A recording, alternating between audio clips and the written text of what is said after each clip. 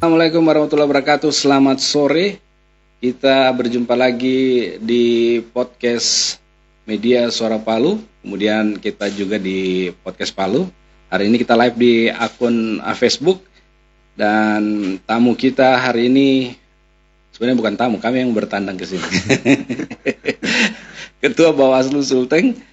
Dan tema kita sebenarnya hari ini adalah caleg waspada pelanggaran pemilu. Nah ini penting, kami juga orang media banyak ternyata yang belum paham soal aturan-aturan yang harusnya tidak boleh dilakukan di tahapan-tahapan pileg yang sudah ada di depan. Baik, saya perkenalkan dulu kalau yang belum kenal Pak Ketua. Siap. Nasrun SPDI MAP. Ya. Assalamualaikum Pak, apa kabar? Waalaikumsalam warahmatullahi wabarakatuh. Alhamdulillah sehat-sehat. Luar biasa, semakin sibuk ini Pak Ketua. Ya makin dekat makin sibuk. Baik, Pak Ketua, kita mungkin random saja untuk pembahasannya hari, tapi tetap tidak akan lari dari tema kita soal tahapan pemilu, khususnya yang ada di depan ini adalah yang sudah berjalan adalah pileg, pemilihan legislatif. Nah, Pak Ketua mungkin bisa dijelaskan setelah penetapan DCT kemarin, itu saya melihat ada imbauan yang dikeluarkan oleh Bawaslu bahwa tidak ada bentuk-bentuk kampanye yang akan dilakukan itu. Saya ingin tahu Pak Ketua batasannya itu seperti apa ya? 4 November sampai 28 November itu. Silakan. Baik, terima kasih. Selamat sore, selamat sejahtera untuk kita semua. Yeah. Saya pertama atas nama lembaga kami mengucapkan terima kasih ya, diberi ruang untuk memberi penjelasan, memberi edukasi ke masyarakat. Ini juga penting dalam rangka pemilu ini kolaborasi itu harus dibangun, termasuk dengan teman-teman media, apalagi media daring seperti ini. Itu penting sekali karena itu adalah bagian yang bisa dimanfaatkan oleh Bawaslu untuk mensosialisasikan terkait dengan tahapan pemilu ini. Nah, terkait dengan tahapan pemilu yang ada sekarang, kita sudah masuk pada tahapan sudah selesai tahapan pencalonan pasca tanggal 4 kemarin, tanggal 3 November sudah ditetapkan, tanggal 4 mulai diumumkan. Di depan mata kita ini ada masa nanti yang disebut dengan masa kampanye. Masa kampanye ini akan dilakukan selama 75 hari. Selama 75 hari dimulai tadi 28 November sampai 10 Februari 2024. Dan di ketentuannya bahwa di ketentuan pasal 27 ya, 27 PKPU 15 tentang kampanye yang terakhir dirubah dengan PKPU 20 ya, 2023 tentang kampanye. Di sana disebutkan bahwa kampanye baru akan dimulai. Ya, baru akan dimulai 25 hari pasca penetapan DCT. Tadi kita sepakat bahwa DCT itu tanggal 3 sudah ditetapkan. Tanggal 3 ditetapkan, 25 hari kemudian artinya tanggal 28 baru boleh kampanye. Sehingga kalau tadi host menyatakan bahwa ternyata ini kenapa Bawaslu ada himbauan kan gitu. Nah, himbauan ini sebenarnya untuk kali ketiga yang tertulis ya. Yang tertulis ya, yang kami keluarkan dari Bawaslu, dan di selah antara yang kedua dan yang ketiga itu kami melakukan pertemuan dengan calon-calon peserta ini. Kami kunjungi ke 17 parpol di tingkat provinsi, karena ada 17 dari 18 parpol yang berkontestasi tingkat nasional, memang hanya ada 17 yang berkontestasi di tingkat provinsi ya. Setengah. Kami sudah mengunjungi, kami sudah menjelaskan juga terkait dengan soal 25 hari masa menunggu kita untuk sebelum masuk tahapan kampanye. Kemudian terakhir tanggal 30 Oktober kami dari Bawaslu sudah mengeluarkan himbauan kepada para peserta ini untuk mematuhi beberapa rambu-rambu terkait dengan rambu-rambu selama 25 hari ini. Nah, selama 25 hari kami sudah memberikan beberapa poinnya. Kalau kita mau tarik misalnya yang belum boleh, karena frasa tadi di pasal 27 menyatakan bahwa baru akan dimulai 28, artinya sebelum itu belum boleh ada kampanye. Sebelum tanggal 28 belum boleh ada kampanye. Nah, yang jadi menjadi objek Bawaslu adalah pada tanggal 3 seluruh calon ini sudah ditetapkan. pada saat mereka ditetapkan, mereka menjadi objek pengawasan Bawaslu. Kenapa misalnya sebelum-sebelumnya, kenapa banyak baliho belum? Ya, karena memang mereka belum peserta. Belum peserta. Objek pengawasan Bawaslu adalah salah satunya peserta. Karena sudah tercatat. Ya, tercatat peserta dan penyelenggara. Itu yang menjadi yang dilihat oleh Bawaslu. Nah, begitu dia jadi peserta, maka dia adalah objek pengawasan Bawaslu. Nah, begitu dia ditetapkan sebagai peserta, maka dia berpotensi, lagi-lagi ya, berpotensi sebagai pelaku pelanggaran. Jadi berpotensi sebagai pelaku pelanggaran. Salah satunya adalah kampanye yang tadi masih ada di range waktu di 25 hari. Range waktu yang di 25 hari yang belum boleh kampanye. Nah, kalau kita melihat apa sih yang disebut dengan kampanye? Kalau dalam penjelasan umum di Undang-Undang 7 2017 tentang pemilu dan di PKPU 15 untuk PKPU 20 ya. Di sana dijelaskan bahwa kampanye itu adalah kegiatan yang dilaksanakan oleh peserta atau pelaksana kampanye dalam rangka menyampaikan visi misi, program kerja, dan atau dia menjadi pilihan dan atau citra diri. Nah, iya, jadi ini yang kalau kita mau lihat unsur kampanye, sehingga di 25 hari ini yang kami lihat adalah dengan metode apapun yang dilakukan oleh para peserta ini, kita melihat apakah dalam metode apakah itu soal tatap muka ataukah lewat penyebaran alat peraga, apakah di sana ada dia menawarkan visi misi, apakah di sana dia menawarkan terkait dengan program kerja, atau dia memberikan citra diri. Nah, kalau kita menyampaikan citra diri, maka citra diri yang akan dilihat itu adalah, kalau partai politik citra dirinya itu adalah logo dan nomor urutnya. Kalau para caleg ya, caleg ini ya, termasuk presiden ya, calon presiden nanti yang akan ditetapkan tanggal 13, ini nanti citra dirinya adalah lambang foto gambar mereka dan nomor urut. Itu adalah citra diri mereka. Nah, itu yang dilihat. Nah, termasuk juga yang kami lihat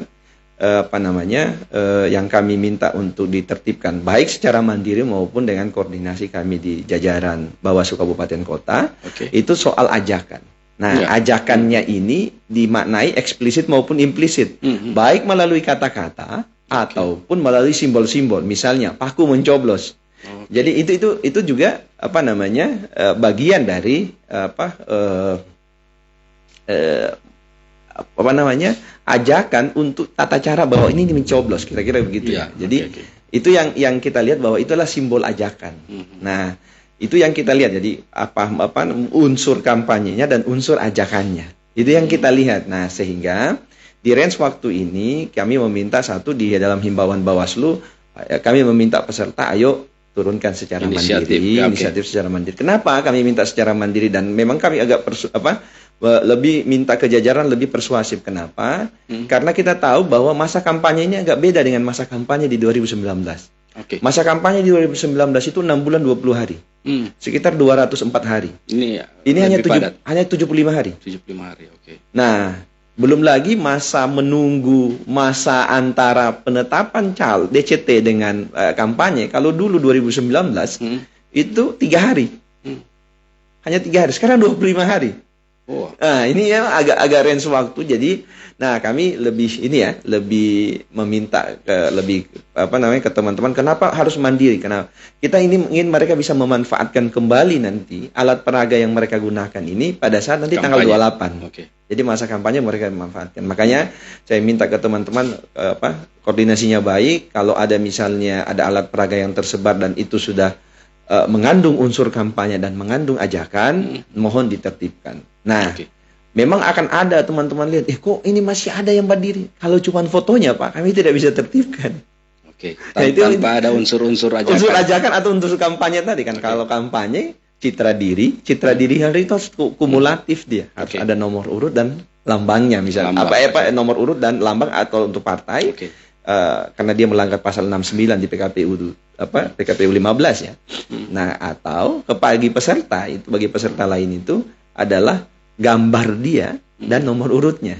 Kalau hanya gambar saja itu tidak terpenuhi unsur citra diri. Nah, itu Makanya di masa 25 hari ini, kecuali nanti masa tenang. Kalau masa tenang memang biar fotonya kita minta turunkan semua. Kan gitu. Jadi sekarang kami menghimbau, tentu kami juga berharap masyarakat juga untuk aktif mengecek tahapan apa sih sebenarnya yang sedang berjalan sekarang. Kenapa?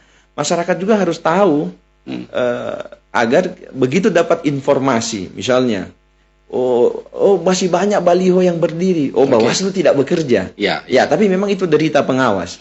Kalau kami sebagai lembaga pengawas itu bahwa kalau nanti ada kecurangan, misalnya ada potensi kecurangan atau mungkin ada terjadi sesuatu di lapangan, tentu yang akan dicari pengawasnya. Jadi bukan penyelenggara teknisnya. Jadi biasanya itu deritanya. Tapi kalau ini berhasil, penyelenggara teknisnya yang akan dapat pujian. Jadi satu yang saya sampaikan ke jajaran kami, jangan pernah mengharap pujian dari kerja-kerja pengawasan itu. Jadi karena kalau mengharapkan pujian, pasti kita akan begitu orang katakan, tidak bekerja, kita gerah. Padahal tidak. Kita harus butuh menjelaskan ke orang bahwa kenapa tidak ditertibkan, misalnya ini yang tidak terpenuhi unsurnya. Kenapa? Kami Bawaslu adalah lembaga yang taat dan tunduk dan patuh dan taat kepada ketentuan peraturan perundang-undangan. Apa yang digariskan oleh peraturan perundang-undangan itu yang kami laksanakan. Jadi itu soal dilema ya, soal dilemanya saja ya, bahwa nanti misalnya ada masukan dari masyarakat. Kemarin saya minta, ya kalau masukan masyarakat, ayo silakan, kami membuka diri, apapun itu. Kira-kira begitu ya, soal terkait dengan kampanye. Baik. Nah, di tahapan ini adakah waktu untuk disebutkan juga Pak Ketua tahapan sosialisasi misalnya? Itu bagaimana maksudnya itu?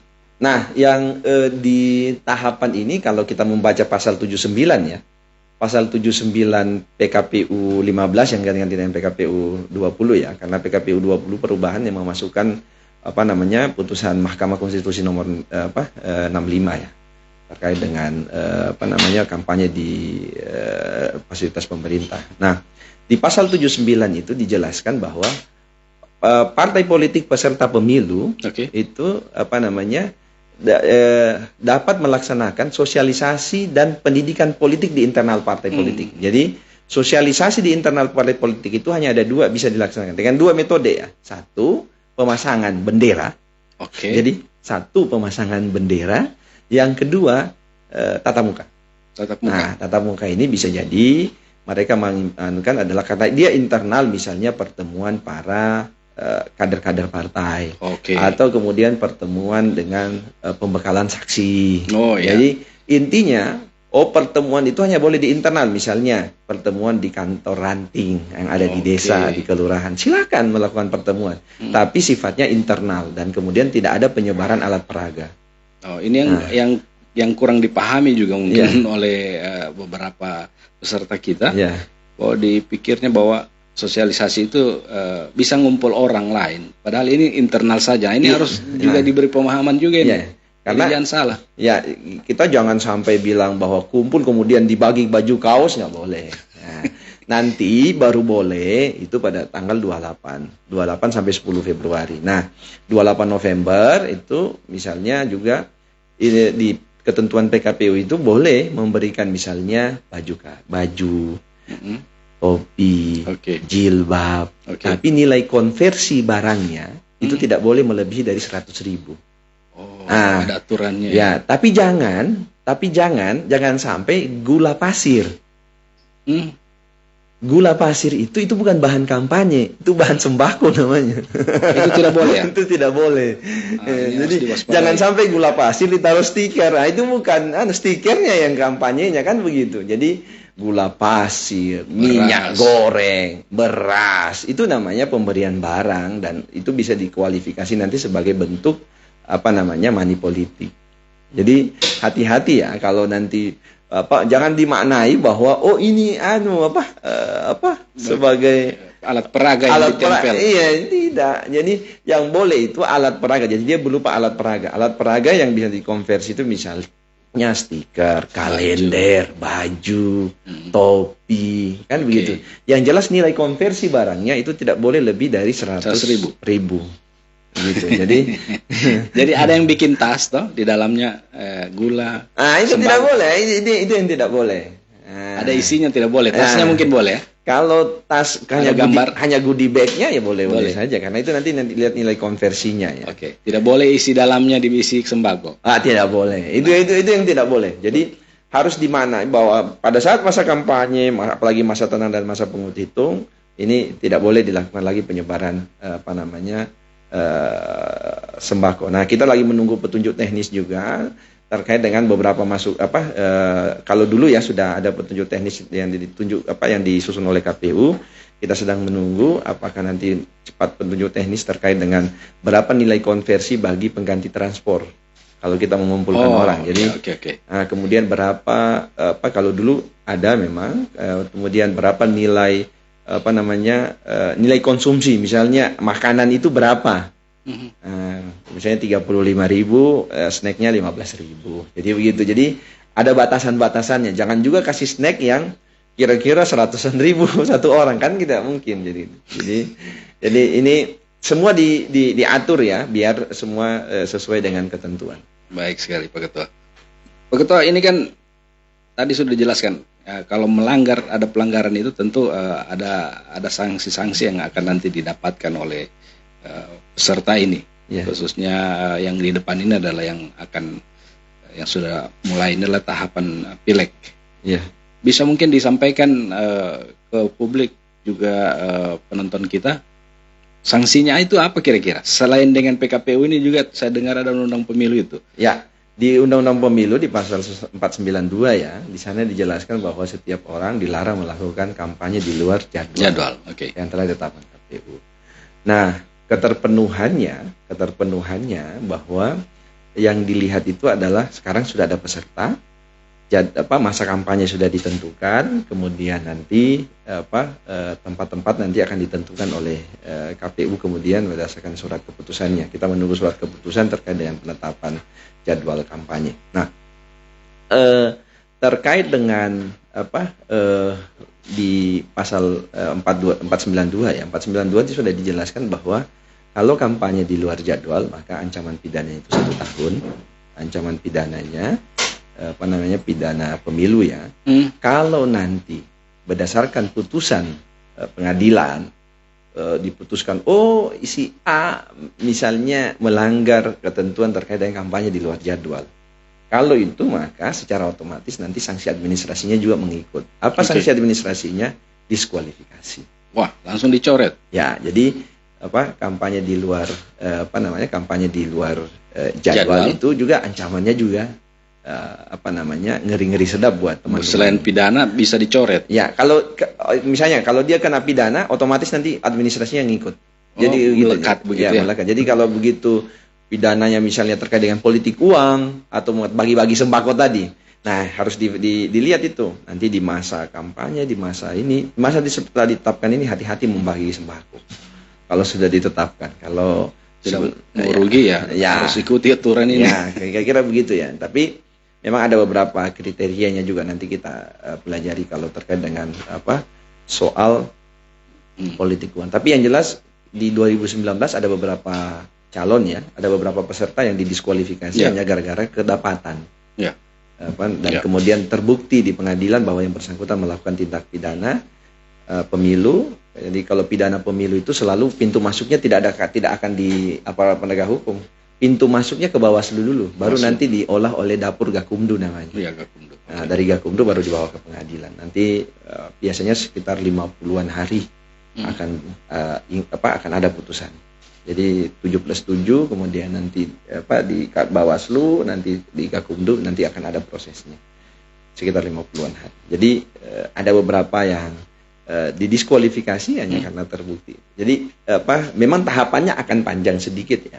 Misalnya 50-an hari, tapi konsekuensinya luar biasa. Kalaupun sudah terpilih tapi tiba-tiba terbukti hangus. Jadi ini penting untuk kita jaga bersama. Dan harapannya kalau kami sih bagi peserta kami minta kalau memang ada yang mau dilakukan kegiatan, silakan konsultasikan ke kami di Bawaslu. Ya, lebih bagus begitu daripada jalan sendiri kemudian salah. Ya. Baik, Pak Ketua, di dalam beberapa tahapan ini kan sudah disampaikan Pak Ketua tadi. Kita ingin tahu bagaimana peran Bawaslu Sulteng karena ada ternyata kabupaten kota begitu. Ya. Nah, di Morut yang saya baca beritanya itu sudah melakukan penertiban. Ya. Sementara Bawaslu Sulteng ini perannya apa sebenarnya dalam urusan penertiban ini khususnya? Ya, pendekatan yang kami lakukan sekarang ya, pendekatan terkait dengan penertiban alat peraga itu juga melakukan pendekatan bekerja sama dengan pemerintah daerah, khususnya instansi terkait, khususnya juga terkait dengan penegakan peraturan daerah atau peraturan kepala daerah terkait dengan estetika, keindahan, kebersihan, dan tata kota.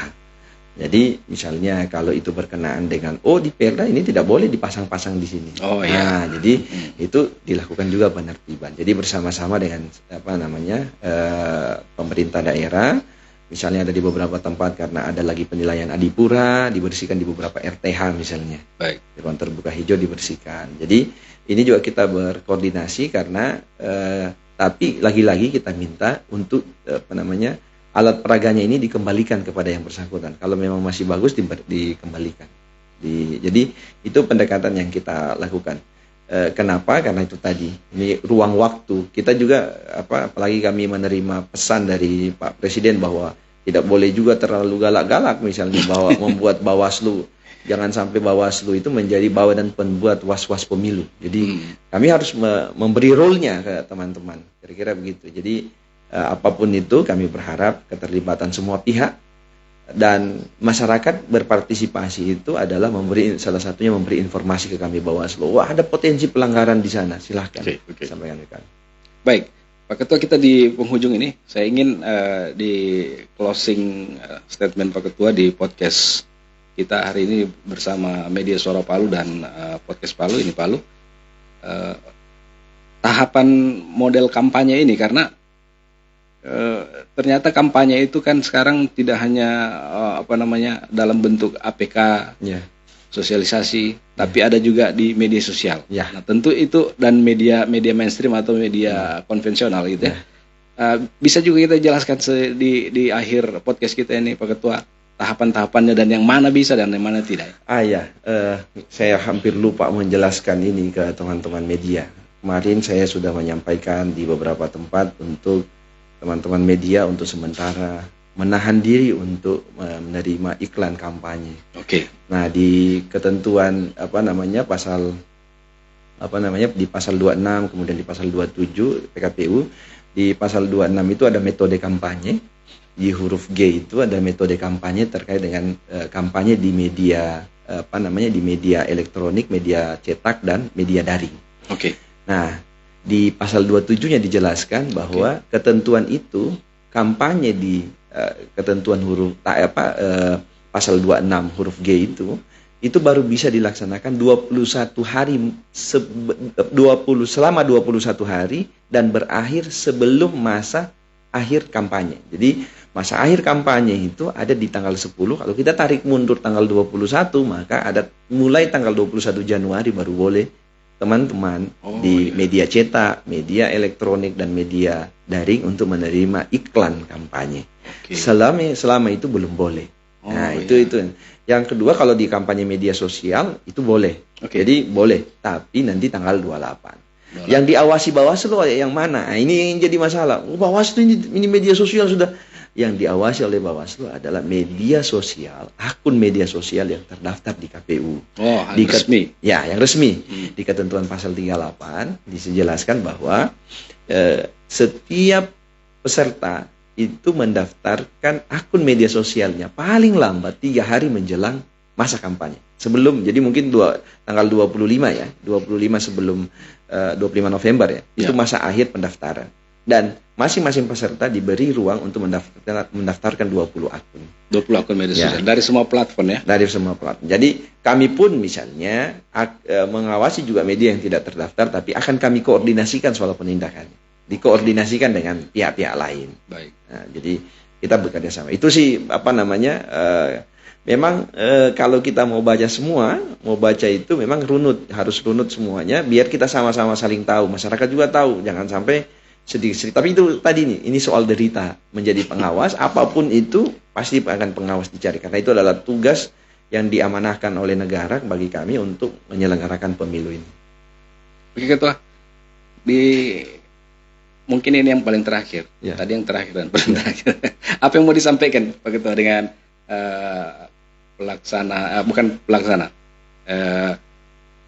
peserta pemilu, khususnya caleg dan masyarakat Sulawesi Tengah? Baik, kami berharap dari Bawaslu peserta menaati seluruh peraturan terkait dengan ketentuan, baik ini nanti kampanye, karena ini adalah di masa yang akan datang, ini adalah soal kampanye, kita mulai tanggal 28, dan saya juga berharap kepada masyarakat untuk tidak termakan informasi-informasi palsu atau informasi-informasi hoax. Mohon dilakukan pengecekan. Kami di Bawaslu punya platform yang namanya platform digital ya, untuk pengawasan digital Jarimu Awasi Pemilu. Silahkan kalau ada yang ditanyakan terkait informasi apakah itu hoax atau tidak, nanti dicek. Kami juga sudah bekerja sama dengan beberapa pihak, teman-teman. Kami berharap masyarakat lebih mencari informasi juga soal tahapan dan informasi terkait dengan pemilu. Jangan sampai belum tahapannya tapi informasi itu sudah ada, misalnya sudah ada surat suara yang ditampung di rumah warga, padahal sampai hari ini surat suara belum dicetak. Jadi mohon, mungkin ini informasi yang sudah lama, jadi dicek and recheck. Kalau kita sering menyebut bahwa saring sebelum sharing, itu yang kita sering sampaikan ke masyarakat. Saya berharap semua kita berpartisipasi. Partisipasi kita bukan hanya datang ke TPS, tapi partisipasi kita juga mengawasi proses pemilu ini. Baik sekali. Baik, sahabat podcast, demikian podcast kita atau wawancara kita dengan Ketua Bawaslu. Terima kasih Pak Ketua sudah merespon undangan kami. Makasih. Semoga juga apa yang kita sampaikan dan kita diskusikan hari ini bisa bermanfaat untuk para peserta pemilu, khususnya para caleg, kemudian partai politik dan masyarakat Sulawesi Tengah. Baik, terima kasih buat Ketua Badan Pengawas Pemilihan Umum Provinsi Sulawesi Tengah, Nasrun SPD MAP. Saya Roni Sani pamit. Terima kasih atas kebersamaan Anda. Kita akan berjumpa lagi di podcast berikutnya dengan narasumber lain. Sampai baku dapat. Tabe. Assalamualaikum. Selamat sore.